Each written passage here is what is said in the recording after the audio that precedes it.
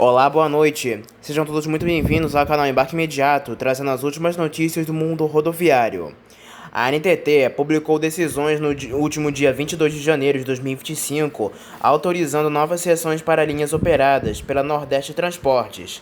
Pela decisão SUPAS número 157, a Nordeste Transportes obteve autorização para modificar o TAR referente à linha Florianópolis-Foz do Iguaçu.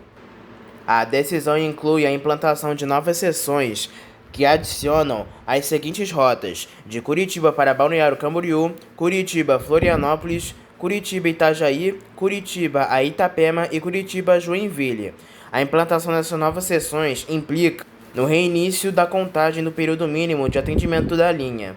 Já pela decisão SUPAS número 158, a empresa também recebeu o TAR para operar a linha de Guarapuava, no Paraná, para São Paulo, com as seguintes seções: Guarapuava-São Paulo, Guarapuava-Sorocaba, Ponta Grossa, São Paulo, Ponta Grossa para Sorocaba e de Castro para São Paulo e Castro para Sorocaba.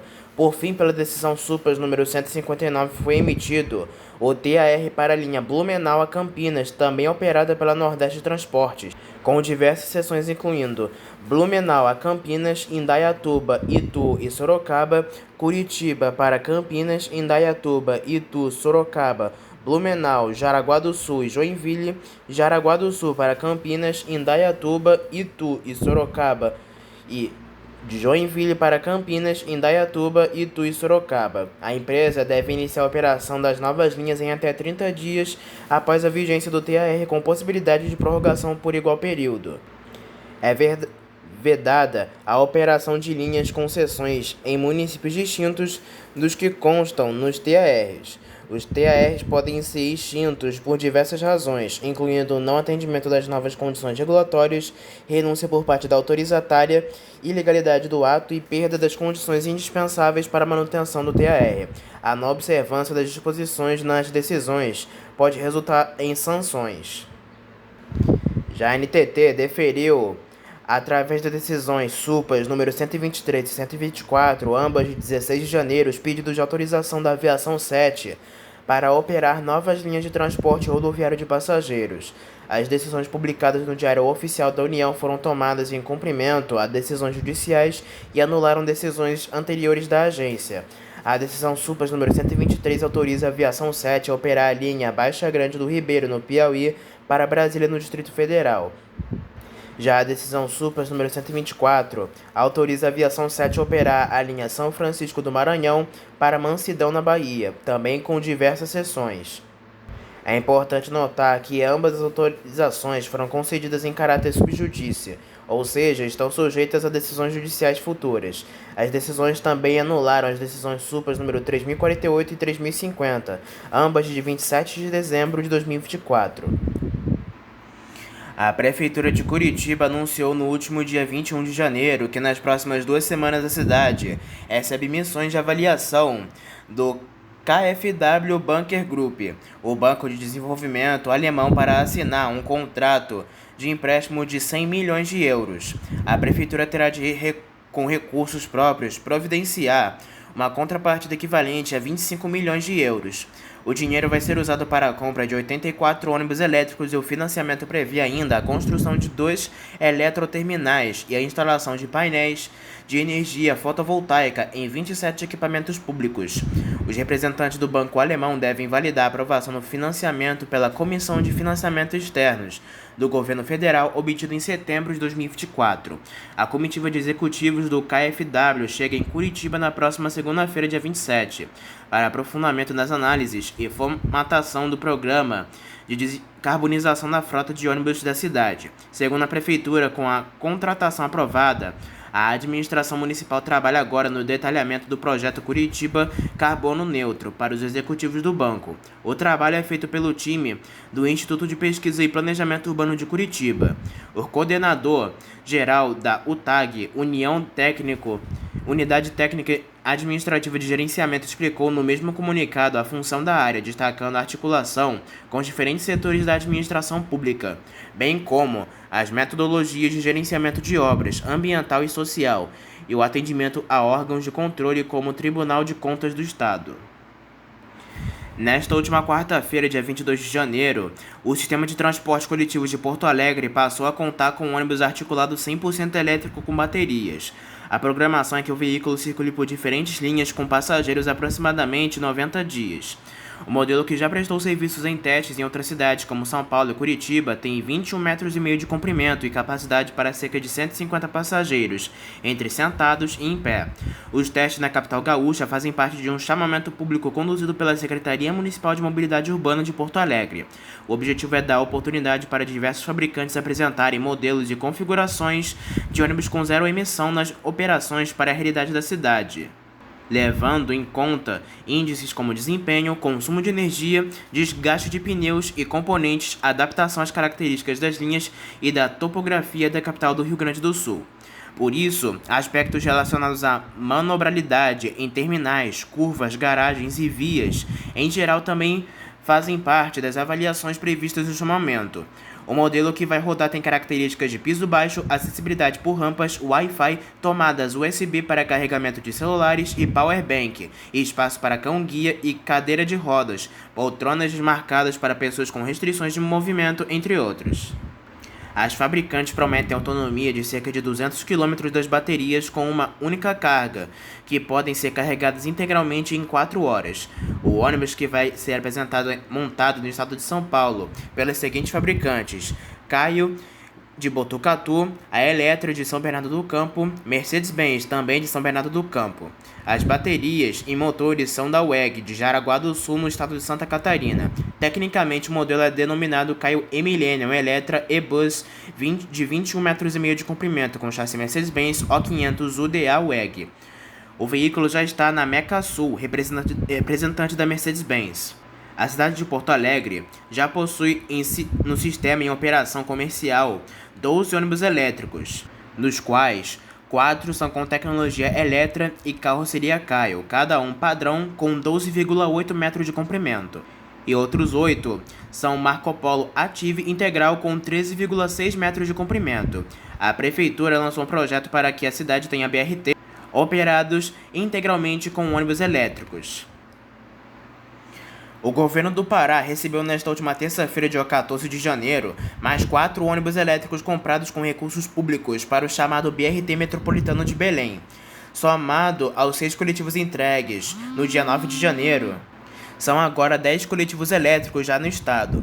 Foram comprados 40 ônibus com baterias, que, segundo o governo do Pará, vão chegar a lotes de 10 em 10 unidades até o fim do mês de abril.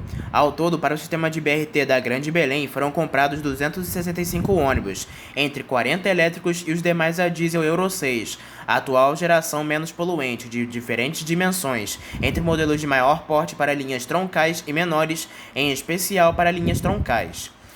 Todos os novos ônibus, entre os movidos a diesel e os elétricos, possuem itens como ar-condicionado, tomadas USB e Wi-Fi, além de acessibilidade para pessoas com mobilidade reduzida ou restrições na visão. Os veículos são do consórcio de marcas Caio, Eletra, Mercedes-Benz e WEG, que diz que cada ônibus elétrico tem autonomia de 220 km por carga. Assim, de acordo com o prometido pelo consórcio Fabril, Caio, Eletra, Mercedes-Benz e WEG, levando em conta esta autonomia, saindo de Marituba até o terminal de São Brás, em Belém, cada ônibus em média poderá fazer 16 viagens por carga. Na semana em que a cidade de São Paulo comemora os seus 471 anos, a Prefeitura de São Paulo dá um passo importante rumo à modernização e sustentabilidade do transporte público da capital, com a entrega de 100 ônibus elétricos nesta última quinta-feira, dia 23 de janeiro de 2025, por meio da SP Trans. O investimento totalizou R$ 213 milhões, com subvenção destinada à aquisição de modelos básicos e padrões, que irão operar em diversas regiões, movendo uma significativa redução de emissão de gases poluentes. A entrega de mais de 100 ônibus elétricos para a cidade de São Paulo representa um avanço muito grande, pois 64% do dióxido de carbono que é emitido na cidade é proveniente dos 7 milhões de carros e de 1.300.000 motos que circulam por dia na cidade. E além disso, 55% são provenientes dos ônibus, apontou o prefeito Ricardo Nunes, destacando que a administração municipal também está substituindo os caminhões que fazem a coleta de lixo e adquirindo veículos elétricos para a Guarda Civil Metropolitana. Nunes também explicou que, além de melhorar a qualidade do ar, pois os veículos não são poluentes, a mudança também dará mais qualidade de vida para os motoristas, cobradores e passageiros. Os ônibus não fazem barulho, são mais confortáveis e estão equipados com ar-condicionado, entradas USB e tudo aquilo que os nossos passageiros e profissionais do transporte merecem, completou Ricardo Nunes, reafirmando o comprometimento da Prefeitura de São Paulo com o meio ambiente e as mudanças climáticas. A entrega dos novos veículos faz parte de um esforço contínuo para expandir a frota elétrica e contribuir com a melhoria da qualidade do ar e da mobilidade urbana. Com a chegada desses 100 ônibus, a frota de veículos elétricos da cidade chega a 428 unidades, além de 201 trolleybus em operação. Juntas, essas frotas totalizam 629 veículos sustentáveis, reforçando o compromisso da administração municipal com o meio ambiente e a saúde pública. Os novos ônibus elétricos serão distribuídos pelas operadoras de transporte público da cidade de São Paulo e atenderão as diversas e diferentes regiões da cidade. A Zona Oeste receberá 47 novos veículos operados pela Transcap. A Zona Leste também terá um reforço significativo com a entrega de 40 ônibus operados pela Express. A Zona Norte terá 12 novos ônibus operados pela Nortebus e a Zona Sul receberá um veículo operado pelo consórcio KBPX. Todos os ônibus possuem ar-condicionado, conexão de internet por Wi-Fi e área para carregar celulares por meio de tomadas USB. Além de oferecer mais conforto e qualidade aos usuários do transporte público, a entrega de 100 novos ônibus tem um impacto positivo no meio ambiente. Cada ônibus elétrico deixa de emitir cerca de 106 toneladas de gás carbônico por ano, o que representa uma grande contribuição para a redução da poluição do ar em uma cidade com a densidade populacional de São Paulo. Com a entrega desta quinta-feira, estima-se que a cidade deixará de emitir mais de 8 mil toneladas de CO2 anualmente, um avanço importante para o compromisso da cidade paulista com a sustentabilidade e o cumprimento das metas climáticas estabelecidas. Esses veículos elétricos, que não emitem gases poluentes durante a operação, ajudam a mitigar o impacto ambiental do transporte urbano e a melhorar a qualidade de vida dos paulistanos. A Transacreana segue renovando um transporte rodoviário e anunciou no último dia 20 de janeiro a chegada de 2 novos ônibus 100% leito-cama em sua frota. Os veículos do modelo Comil Campione Invictus DD vêm equipados com itens de última geração, oferecendo aos passageiros maior conforto, segurança e tecnologia. Os novos ônibus leito total foram configurados para atender às mais exigentes demandas dos viajantes. Contam com 49 poltronas leito, sendo 12 no piso inferior e 37 no piso superior, todas com cortinas de privacidade para maior comodidade. Entre os destaques estão carregadores USB da Orbi do Brasil, monitores de TV, ar-condicionado, sanitário no piso inferior e um dispositivo de poltrona móvel para garantir a acessibilidade. Além disso, cada veículo é equipado com o chassi Volvo B510R 8x2 Euro 6, reconhecido por sua eficiência e desempenho, além de ser considerado um dos chassis mais potentes da empresa Volvo. Outro detalhe que chama atenção é a inovação nos retrovisores. A Transacreana solicitou que os ônibus fossem equipados com 2 tipos de retrovisores, tanto o avançado quanto o recuado, proporcionando mais versatilidade e segurança na condução. Segundo Fernando Lourenço, o diretor da empresa, os veículos serão utilizados tanto em serviços de fretamento e turismo quanto nas rotas regulares. Entre elas destaca-se a icônica linha Rio de Janeiro a Lima, capital do Peru, reconhecida como a maior linha rodoviária do mundo, conectando 2 países e oferecendo uma experiência única de viagem. A Transacreana reforça assim seu compromisso em oferecer serviços de excelência, ampliando a capacidade e qualidade de suas operações. Para os passageiros, os novos ônibus representam mais conforto, segurança e conveniência em viagens curtas e de longa distância. A Aviação Nacional, integrante do Grupo Gontijo, avança na modernização de sua frota com a chegada do seu primeiro Comil Campione Invictus 1200.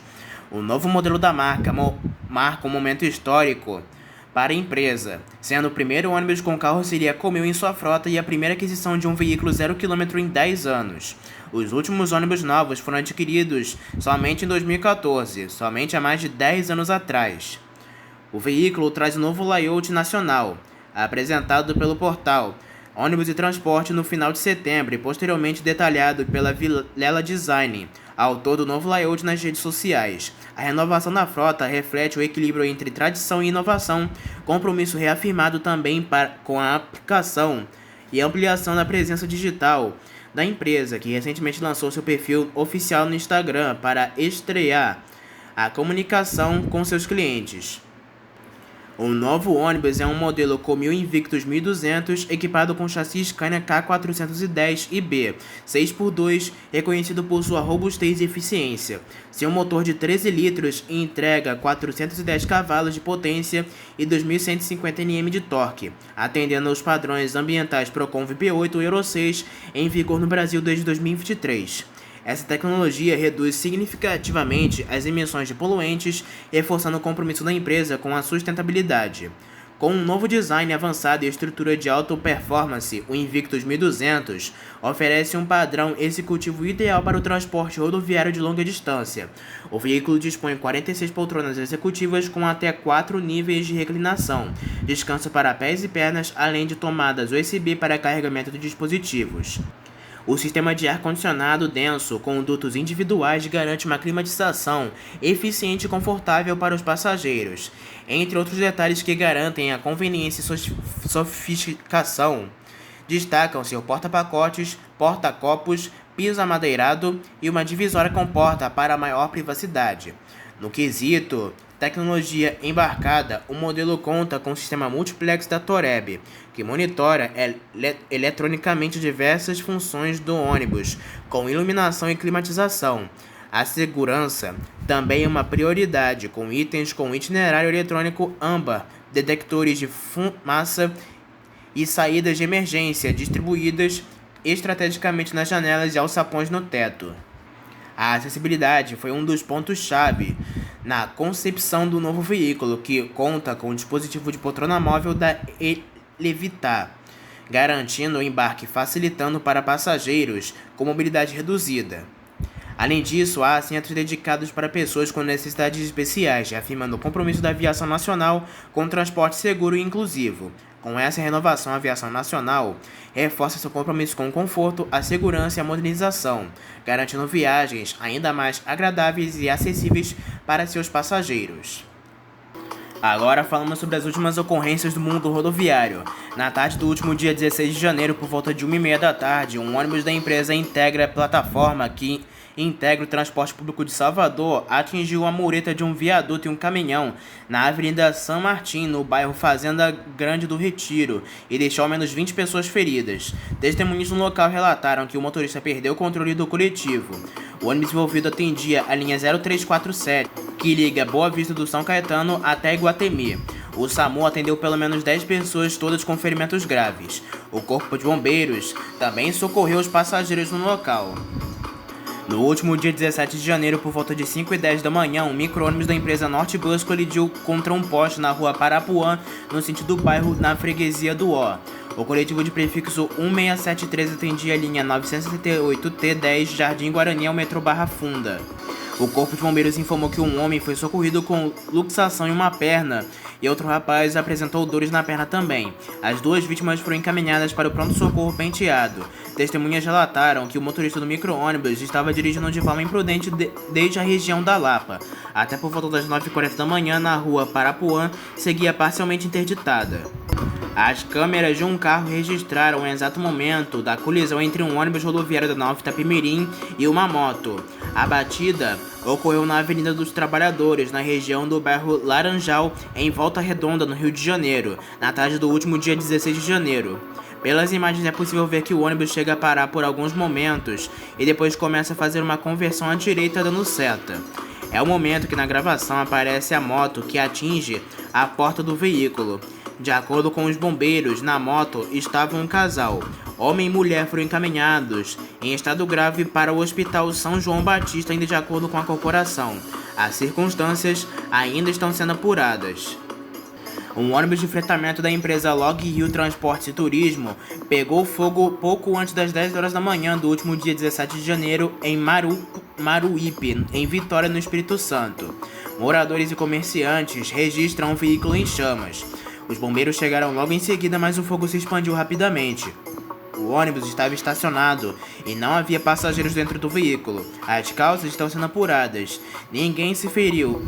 O veículo tinha vindo do Rio de Janeiro. A lista de passageiros aponta que o grupo é de 37 pessoas. A maior parte era da região dos Lagos. Mãe e filha foram atingidas e arrastadas por um ônibus do transporte coletivo em Várzea Grande, na região metropolitana de Cuiabá, no Mato Grosso, no último dia 7 de janeiro. As imagens foram registradas por câmeras de segurança da rua onde aconteceu o caso. A jovem de 27 anos que empurrava um carrinho com a criança desviou de um buraco na calçada precisando acessar a rua, quando foi surpreendida pelo veículo que fazia uma curva. As duas vítimas saíram ilesas da situação. Em nota, a empresa responsável pelo coletivo lamentou o ocorrido e informou que o motorista do ônibus foi encaminhado para aulas de direção defensiva. Já a prefeitura de Várzea Grande disse que uma equipe foi encaminhada para checar as condições da calçada e forçou o desvio da mãe e sua filha. A situação só veio à tona no último dia 17 de janeiro. Um acidente ocorrido na manhã do último dia 18 de janeiro em Volta Redonda, na região sul-fluminense, deixou um homem de 44 anos ferido. A colisão aconteceu por volta das 6 da manhã, na Avenida Paulo de Frontin, no bairro Aterrado. O acidente envolveu um carro e um ônibus, e o impacto ocorreu quando o veículo particular avançou em um cruzamento com o semáforo fechado, sendo atingido na lateral pelo ônibus que seguia pela via. O motorista do carro foi socorrido pelo Corpo de Bombeiros e foi encaminhado ao Hospital São João Batista com escoriações, mas estava consciente no momento do atendimento. A Polícia Militar realizou uma perícia no local do acidente, durante a qual foi encontrado um pacote contendo maconha dentro do veículo do motorista. Além disso, o homem passou por um teste de alcoolemia, que apontou a presença de álcool em um nível superior ao permitido pela legislação de trânsito. O caso está sendo investigado pela Polícia Civil de Volta Redonda, que apura as circunstâncias do acidente e as possíveis implicações legais do comportamento do condutor. 2 ônibus da Aviação Teresópolis Cavalhada, a VTC, foram consumidos por um incêndio na madrugada do último dia 18 de janeiro, em Porto Alegre, no Rio Grande do Sul. O fogo atingiu os veículos estacionados no pátio da empresa, localizada no bairro Cavalhada, na zona sul da cidade. Ninguém se feriu no ocorrido. O incêndio teve início por volta das 3 horas da manhã e equipes do Corpo de Bombeiros foram acionadas para conter as chamas. Após a chegada dos bombeiros, o fogo foi rapidamente controlado, mas os veículos ficaram totalmente destruídos. Até o momento, as causas do incêndio ainda estão sendo desconhecidas e as autoridades seguem investigando o ocorrido. Um ônibus pegou fogo na manhã desta segunda-feira, dia 20 de janeiro, no quilômetro 93 da rodovia Dom Pedro I, a SP-065, nas proximidades do pedágio, causando interdição total na pista norte, no sentido Campinas. O incidente gerou trânsito intenso na região. Equipes da concessionária responsável pela rodovia foram acionadas e trabalham no local para combater as chamas e liberar a via. Até o momento não há informações sobre feridos ou sobre as possíveis causas do incêndio.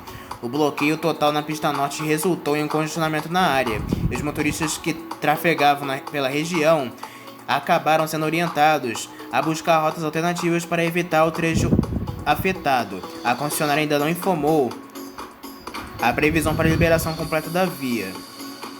Também no último dia 20 de janeiro, 2 ciclistas, possivelmente menores de idade, pegaram rabeira em um ônibus biarticulado e quase se envolveram em um acidente na Avenida Winston Churchill, no bairro Capão Raso, em Curitiba, no Paraná, quando um deles ficou com a bicicleta presa na traseira do coletivo.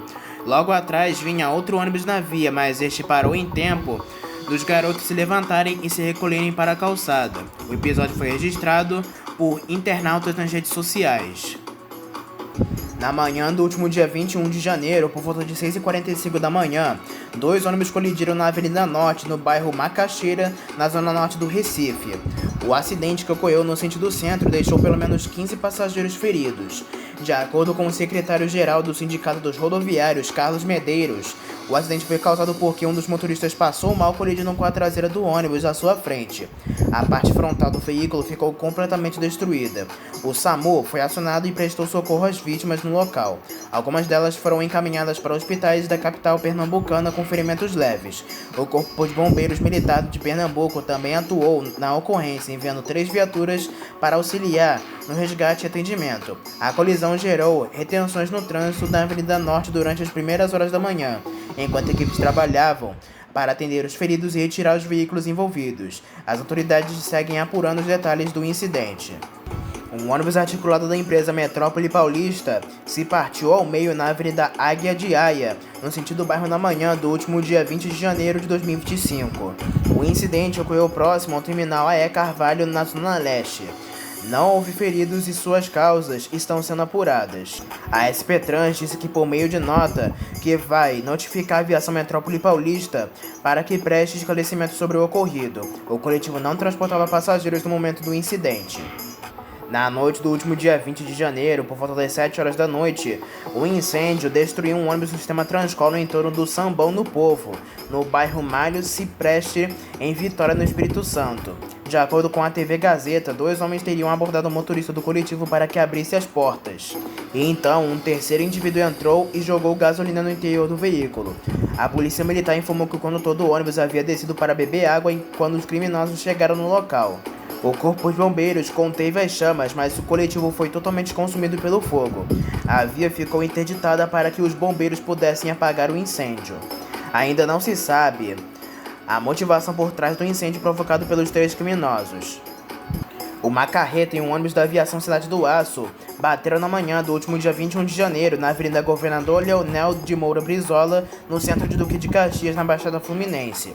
O local é perto do mercado e da antiga rodoviária, de bastante movimento e que, por causa do impacto no trânsito e nas linhas de ônibus que atendem a região, ao menos uma pessoa que estava no caminhão ficou ferida gravemente. O veículo transportando combustíveis atingiu a traseira do coletivo que fazia uma linha intermunicipal. As causas do acidente serão apuradas. Linhas de ônibus municipais e intermunicipais tiveram que ser desviadas ou entraram direto pela rodoviária.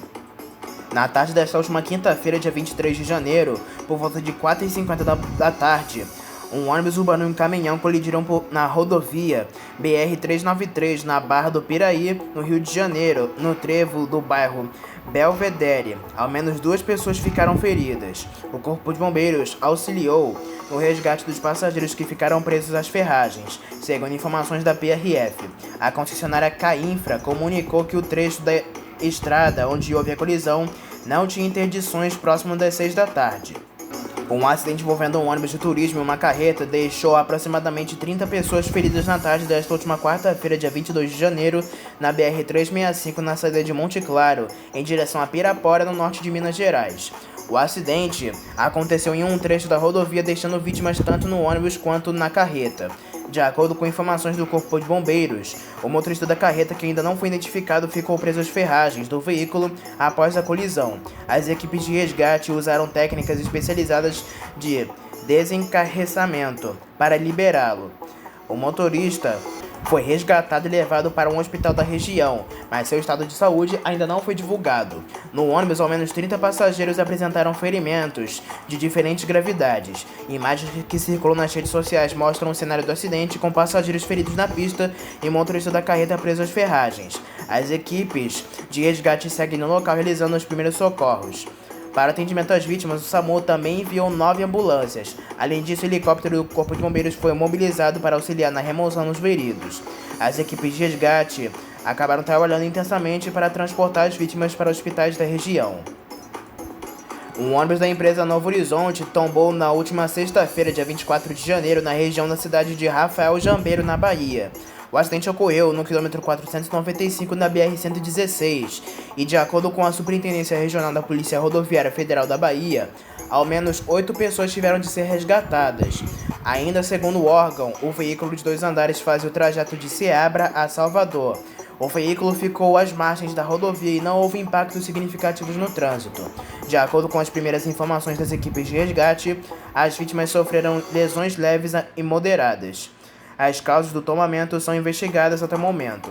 Na madrugada do último dia 21, um acidente na BR-020, na Alvorada do Norte, em Goiás, deixou 2 pessoas mortas e outras feridas. A colisão envolveu um caminhão-tanque e um carro de passeio e um ônibus de turismo da empresa Real Sul.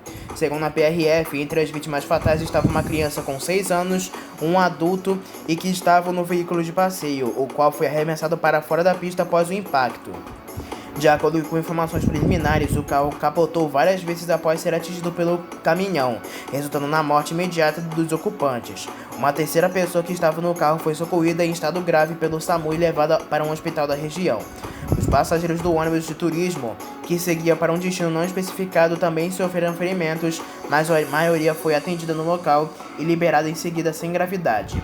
A PRF esteve no local para apurar as causas do acidente, que, segundo testemunhas, pode ter ocorrido devido a condições adversas da pista. O ônibus da Aviação Total pegou fogo no fim da noite deste último domingo, dia 19 de janeiro, em Goiás, na GO 184, na região do Jataí. O coletivo estava com 48 passageiros e motoristas e seguida no sentido Serranópolis, de acordo com a PRE de Goiás.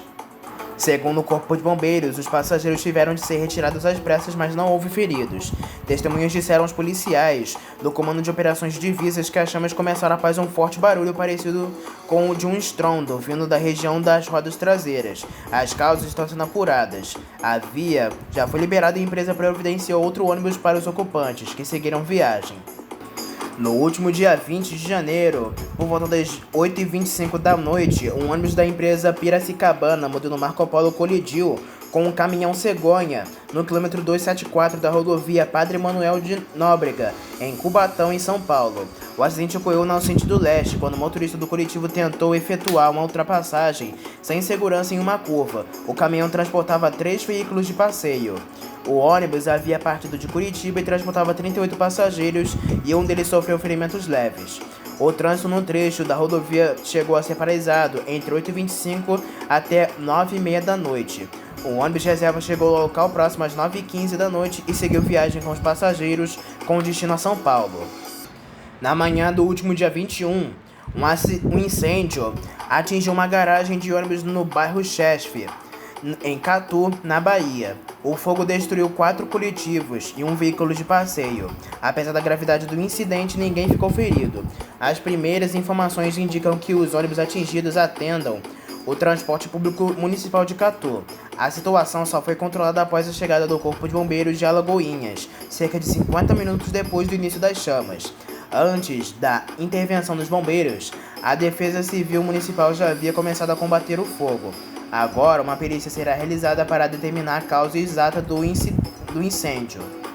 O ônibus da empresa Andorinha de Transportes e um caminhão bateram na madrugada da última quarta-feira, dia 22 de janeiro, na BR-262, entre as cidades de Anastácio e Terenos, em Mato Grosso do Sul. Segundo a PRF, o coletivo atingiu a traseira do veículo de carga.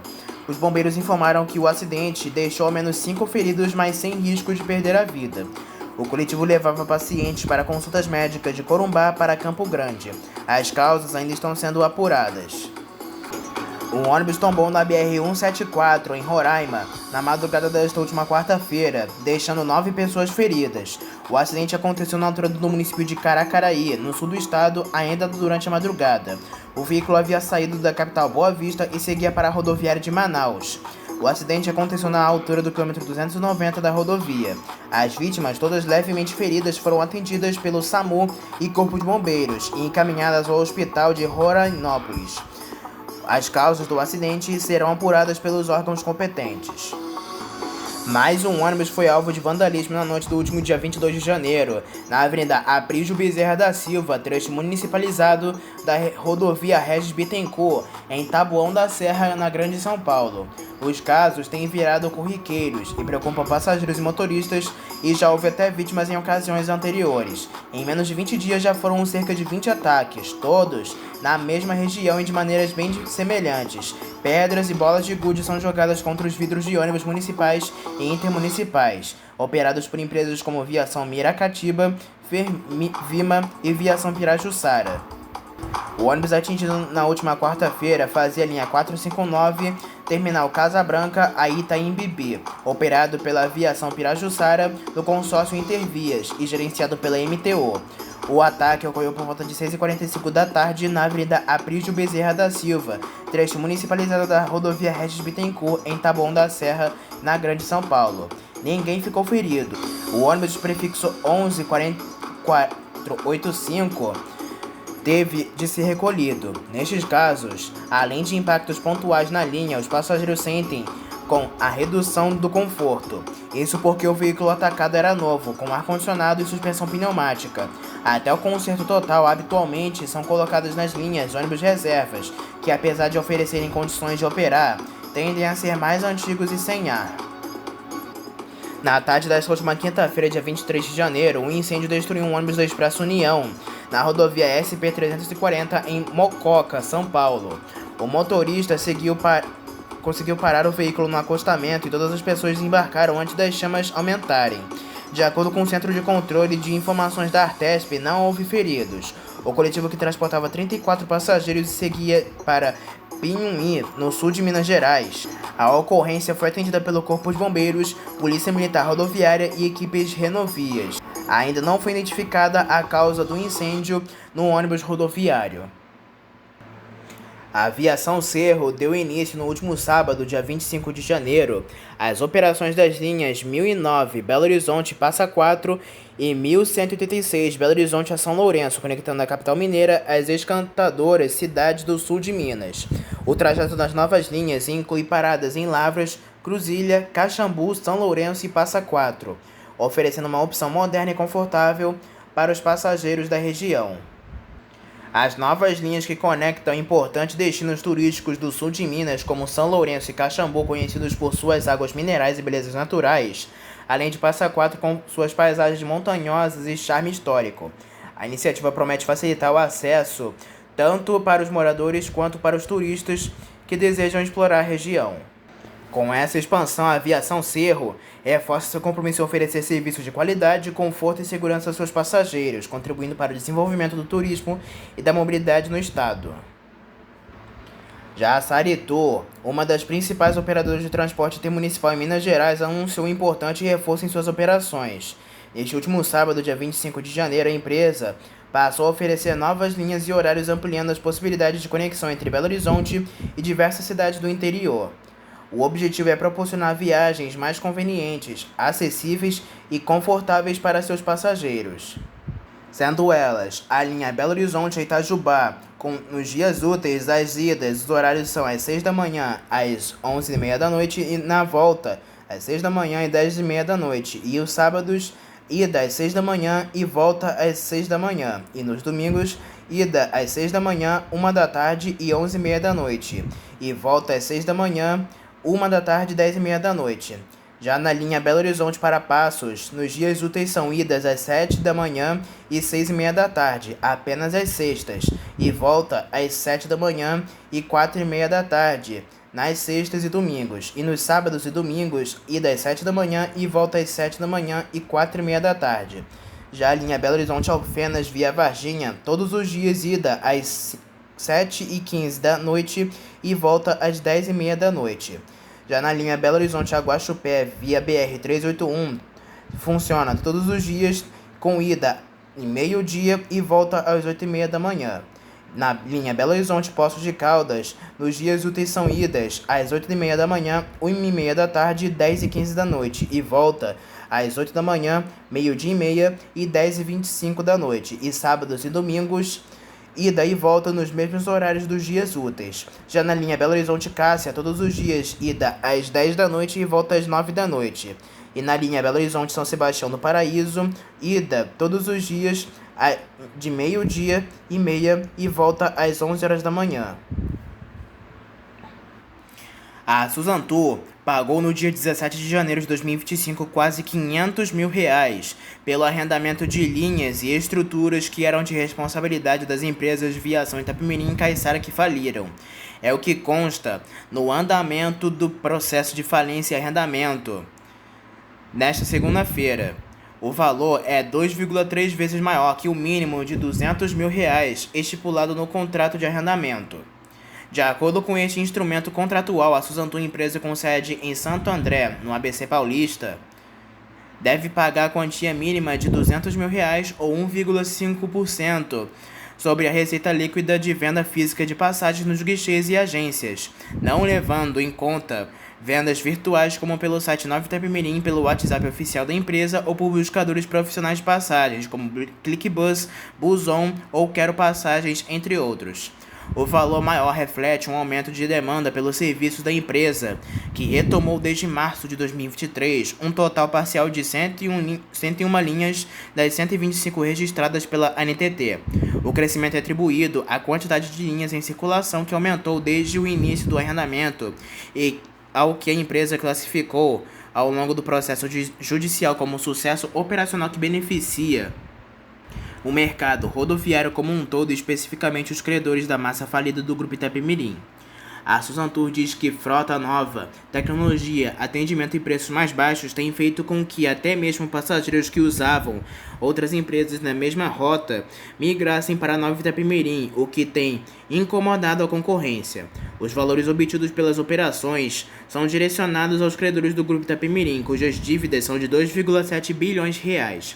A Suzantur atua apenas como operadora por arrendamento de linhas, não tendo obrigações quanto a estes débitos deixados pelas antigas administradoras desde a família do fundador Camilo Cola até o último gestor do momento da falência, Sidney Piva de Jesus. O arrendamento de 2 anos está na reta final e as 125 linhas, marcas, ônibus remanescentes e guichês devem ser leiloados em breve. O entendimento da Justiça, até o momento, é que o arrendamento de 2 anos deve ir até o dia 27 de fevereiro de 2025, mas há divergências sobre a data. Concorrentes da Suzantur, como Águia Branca e o Grupo Comporte, alegam que o arrendamento já acabou. A administradora judicial do processo de falência, a XM Partners, defende o entendimento até agora de que o arrendamento deve ir até o dia 27 de fevereiro de 2025 e a Suzantur argumenta que as opções arrendadas devem terminar quando for definido o vencedor do leilão. A contradição quanto à validade do arrendamento se dá em torno sobre a partir de quando deveria ter sido contado o início. A decisão da falência foi em 21 de setembro de 2022 e o contrato foi assinado em 29 de setembro de 2022. O pedido de anuência das operações da Suzantur foi feito pela administradora judicial do processo de falência, a XM Partners, junto à ANTT, do governo federal e que regula as linhas interestaduais. Foi feito em 5 de outubro de 2022, mas a ANTT só liberou as operações em 27 de fevereiro de 2023 e o primeiro ônibus só começou a rodar no dia 4 de março de 2023. A XM Partners defende a data de 27 de fevereiro e a Suzantur diz que o arrendamento deve acabar quando o leilão tiver o vencedor definido, e as concorrentes da Suzantur, como o Grupo Comporte e Viação Águia Branca, dizem que os 2 anos deveriam ser considerados a partir de setembro de 2022 ou no máximo outubro de 2022, ou seja, que já acabou. Já o leilão vai envolver 125 linhas rodoviárias interestaduais, 39 guichês, 32 ônibus, a maioria parte sucateada e de baixo valor, e 2 marcas Itapemirim que constituem a chamada UP Operação, e estes ativos foram avaliados em 97,2 milhões de reais, mas os valores devem ser atualizados. Nesta terça-feira, dia 28 de fevereiro, a Suzantur entrou na justiça tentando derrubar decisão que reconhece o fim do arrendamento das linhas da Itapemirim-Caiçara em 27 de fevereiro de 2025. Isso nesta terça-feira, dia 28 de janeiro. A companhia, que tem sede administrativa em Santo André, na região do ABC Paulista, na região metropolitana de São Paulo, tem retomado desde o dia 4 de março de 2023, de forma gradativa, as linhas de ônibus interestaduais que eram de responsabilidade da Itapemirim e Caiçara, por meio de decisão judicial de 21 de setembro de 2022, que decretou a falência do Grupo Itapemirim. O arrendamento permitido foi de 2 anos. Após debate sobre a partir de quando deveria ser contado este prazo de 2 anos, a Justiça entendeu que deve ser considerada a data de autorização das operações pela gerenciadora do governo federal, a ANTT, que foi em 27 de fevereiro de 2023. Mas a Suzantu afirma no recurso datado de 27 de janeiro de 2025 e protocolado neste dia 28 de janeiro que os efeitos do contrato de arrendamento devem vigorar até a conclusão do leilão, que vai definir quem poderá permanente operar as 125 linhas interestaduais e usar as marcas ônibus remanescentes e guichês do Grupo Itapemirim. Com isso, a empresa do Santo André não quer somente manter suas operações, mas também os privilégios que possui no contrato de arrendamento, como preferências no leilão, descontos de 50% nos valores investidos em forma de lances e direito a 100% de indenização dos valores que investiu para as operações arrendadas caso perca o leilão, que ainda não teve data marcada.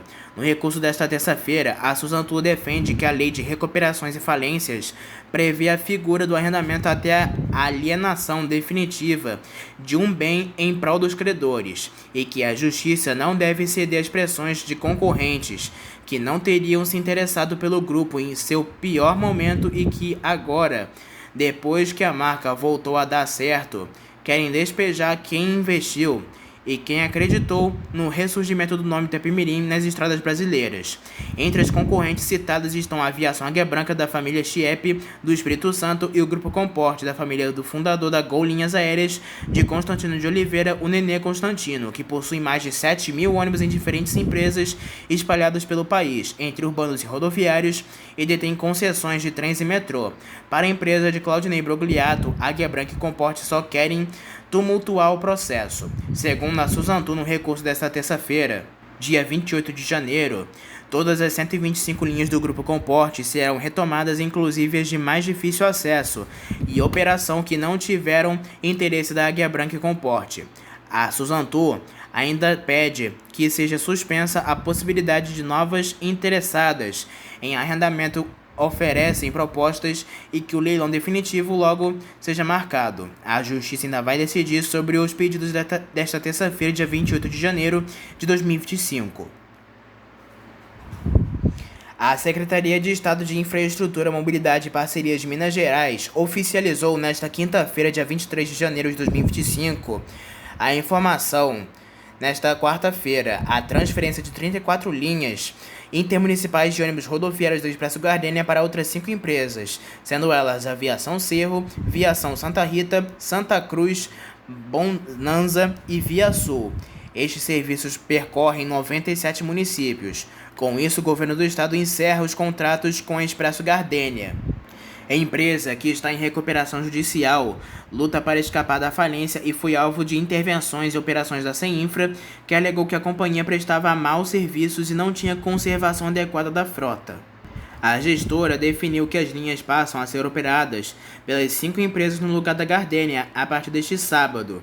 Ainda de acordo com a secretaria, em nota, não haverá mudança em preços de passagens e itinerários. Os bilhetes passam a ser comercializados pelas empresas que assumem os serviços. A transição das empresas de transporte intermunicipal no sul de Minas será realizada sem alterações significativas para os passageiros. A partir do dia 25 de janeiro, os bilhetes para os trechos voltam a ser comercializados, agora pela respectiva empresa operadora. Os preços das passagens permanecerão inalterados. Seguindo a regulamentação estadual, os itinerários e horários das linhas serão mantidos integralmente para garantir a continuidade do serviço. O juiz Reinaldo Aparecido Barros, do Tribunal de Justiça de Goiás, homologou condenação determinada pela juíza Isabela Cristina Ribeiro Santos contra o aplicativo Buser Brasil Tecnologia Limitada e contra a empresa de ônibus Viação Amarelinho Transporte de Passageiros Limitada.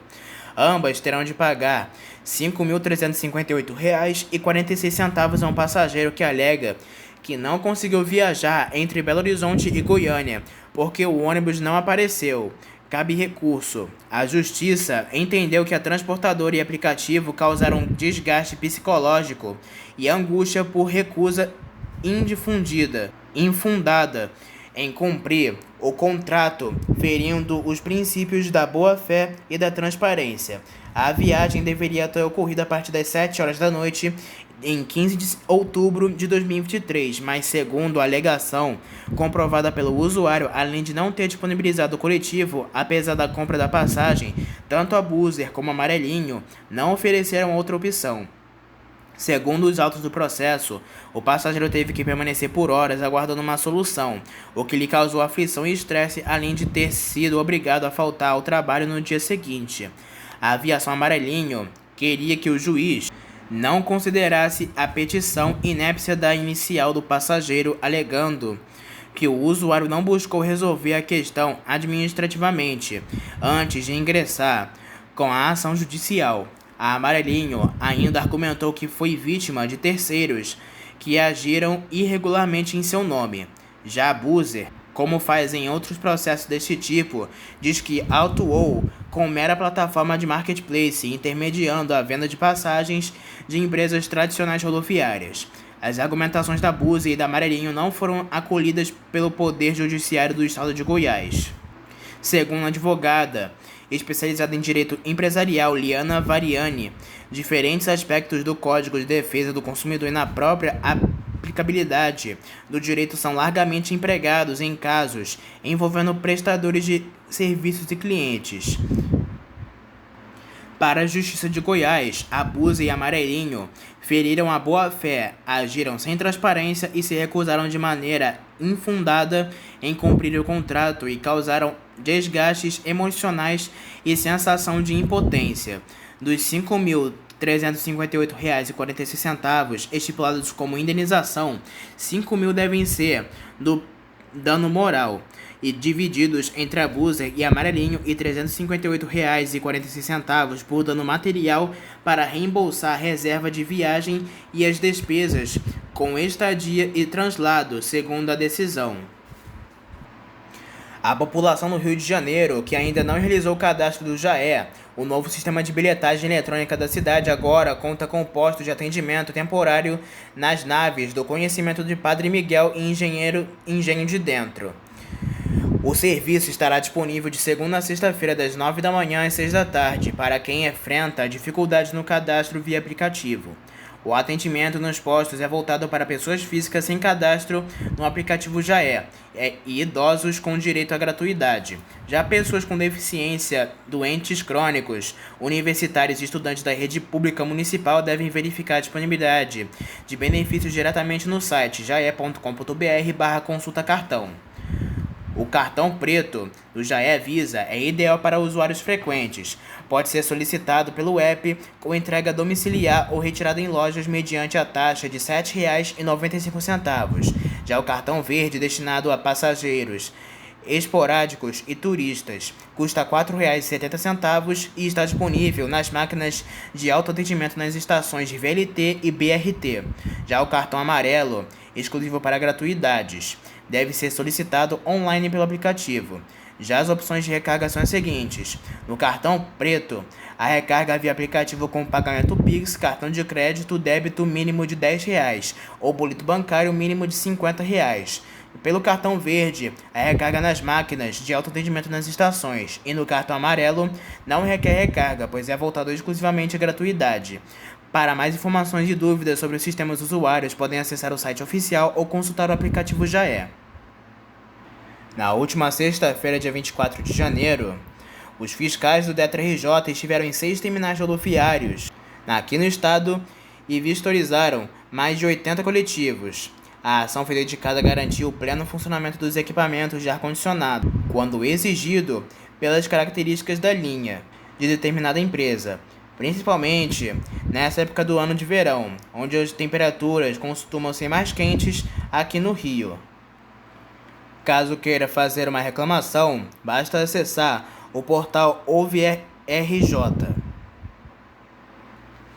A empresa Novanil estreou ontem, dia 29 de janeiro, a operação da linha 407T Nova Iguaçu Recreio dos Bandeirantes, oferecendo mais uma opção de transporte intermunicipal para os passageiros da Baixada Fluminense. O serviço conta com ônibus novos e climatizados, garantindo mais conforto aos usuários no trajeto até a zona oeste do Rio de Janeiro.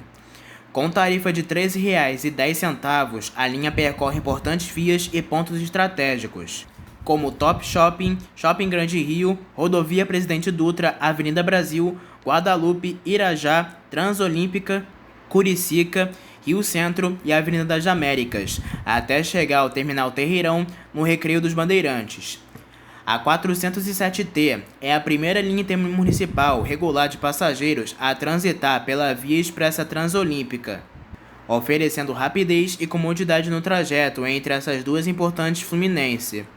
Anteriormente, somente as linhas regulares do BRT trafegavam pela via, fora que essa é a primeira empresa e a primeira linha a inaugurar o trajeto que liga a Baixada Fluminense até o Recreio dos Bandeirantes. Segundo a empresa, os primeiros ônibus saem de Nova Iguaçu nos seguintes horários: às 4h30 da manhã, 5 da manhã, 5h30, 6 horas e 6h30 da manhã. A nova linha representa um avanço na mobilidade entre a Baixada e a Zona Oeste, proporcionando uma alternativa rápida e confortável para quem precisa deslocar diariamente entre as regiões. O Santos FC inicia a temporada 2025 com um novo ônibus personalizado, que será utilizado para o transporte da equipe profissional e comissão técnica durante seus compromissos. A parceria entre Star Diesel e Transni resultou em um veículo moderno de alta performance, projetado especialmente para atender às necessidades do clube. O novo ônibus, um Scania 4 eixos Marco Polo, possui capacidade para 64 passageiros, garantindo conforto e segurança para jogadores e staff. A customização do veículo reflete a identidade visual do Santos FC, com um design adesivado que exibe as cores e símbolos do clube, proporcionando uma presença marcante nas viagens da equipe. Além de entregar o veículo, a parceria entre as empresas também inclui a responsabilidade pela manutenção do ônibus, assegurando que ele esteja sempre em perfeitas condições para enfrentar as longas jornadas que o time realizará ao longo do ano. No último dia 20 de janeiro, dia de São Sebastião, padroeiro do Rio de Janeiro, o Grupo Guanabara anunciou uma novidade que promete alegrar não somente os carioca, mas também toda a nação rubro-negra. A empresa é agora patrocinadora oficial do Museu do Clube de Regatas do Flamengo, reconhecido por suas parcerias com o Flamengo no transporte do time principal e das categorias de base. O Grupo Guanabara expande sua contribuição ao clube, abraçando a missão de preservar, divulgar e fortalecer a rica história do Flamengo, que vai muito além das conquistas dentro do campo.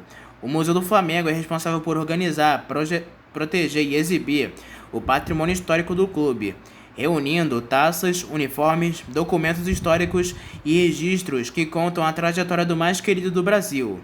Além disso, o espaço desempenha um papel educativo, promovendo atividades para o grupo variado, incluindo crianças em idade escolar e pessoas com deficiência, garantindo que a história rubro-negra alcance todas as gerações.